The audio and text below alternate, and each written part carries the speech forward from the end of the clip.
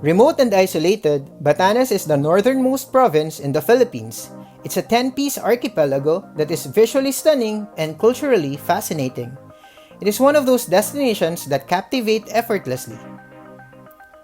Hi Tipiters, we're Vince and Josh. We have returned a couple of times since our first visit in Batanes, and we're always eager to go back. Tourist spots in Batanes are often divided into 4 zones: North Batan, South Batan, Sabtang, and Itbayat. In this video, we're focusing on North Batan. Before we begin, don't forget to subscribe to our channel and hit the bell icon so you get notified when we upload new travel videos. I always recommend taking the North Batan tour first because it gives just the right dose of what's to come. Sort of a teaser.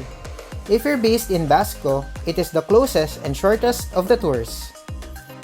The North Batan tour takes only half a day or around 4 hours including the lunch stop. This is more about breathtaking landscapes and a little bit of history.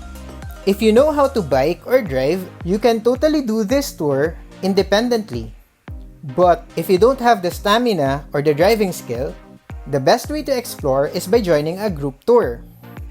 Note that the government charges a tourism and environmental fee of 350 pesos collected at the airport. Here are 10 of the places that await you in the northern half of Batan Island. Valugan Boulder Beach. Most tours usually begin with a stop at Tucon Chapel, but if you can, wake up early in the morning and start your tour at Valugan Boulder Beach because it faces east and is a great spot to watch the sunrise. Nearby Mount Iraya's restlessness reached another peak in 400 AD when it coughed out countless boulders into the surrounding beaches. Valugan Beach lies on the eastern foot of the volcano. The boulders are actually andesite rocks which have been continuously polished by the tides and the waves.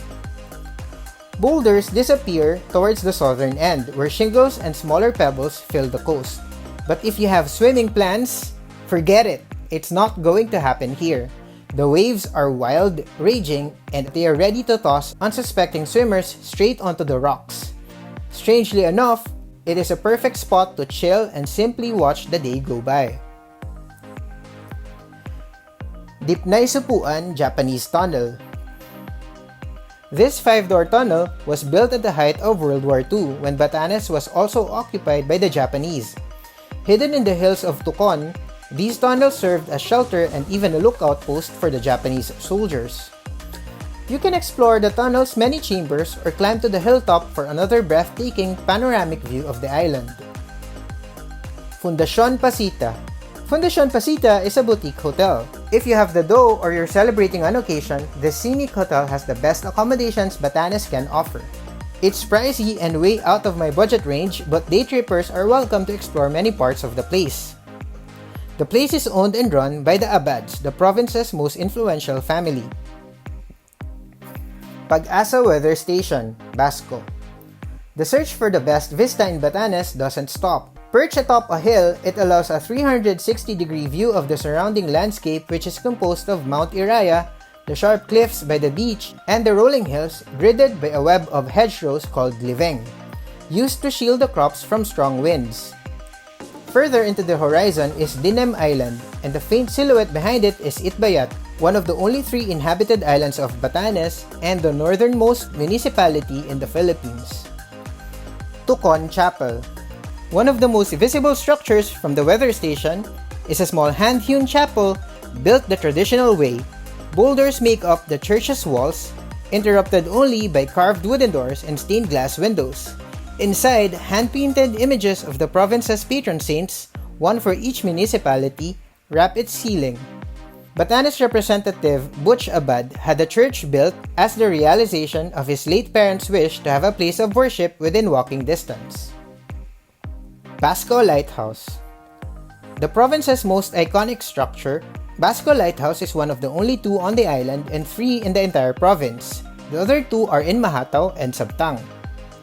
The 6-story tower stands mightily in the middle of Naidi Hills. A viewing deck circles the 5th floor, providing a fantastic view of the West Philippine Sea and the town proper. Basco Lighthouse was erected in 2003 at the site of the town's former lighthouse and American Telegraph facilities, which were destroyed during the war. Chadpidan Boulder Beach. Valugan Boulder Beach has a twin sister. In Ivatan language, Valugan means east, but there's another Boulder Beach on the western side of Basco, facing the West Philippine Sea, Chadpidan. And yes, you guessed it, Chadpidan means west. Chadpidan Beach is also often not included in tour itineraries and might entail additional fees if you want to visit. However, you can have a good view of this Boulder Beach from Vayang Rolling Hills. Speaking of Vayang Rolling Hills, this is the part where you would want to burst into song and on top of your lungs belt out a lyric about the hills being alive and all. And they are alive indeed. The crumpled landscape creates layers of different shades of green, and amid them are cows and goats grazing and resting prettily. The varied land fades out to the blues of the ocean below, whose playful waves tickle the commanding cliffs. Their fresh breeze is carried by the wind, sometimes dangerously pushy. From here, the Naidi Lighthouse or Basco Lighthouse can be easily seen, standing majestically as it guides seafarers.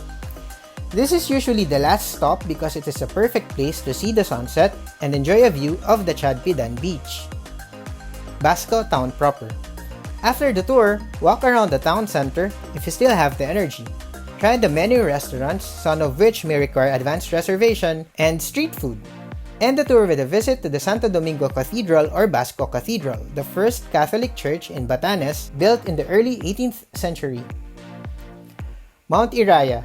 This is not part of the usual North Batan tour itinerary and is a completely separate activity. But if you're into trekking and mountaineering, you can climb Mount Iraya, the giant dominating the landscapes of Batan Island. If I remember correctly, only day trips are allowed and staying overnight is prohibited. Tour operators like Bisumi Tours offer guided treks. Rates per person vary depending on the size of the group. That's all for now. Watch out for our next video in which we'll take on the more breathtaking side of the island, South Batan.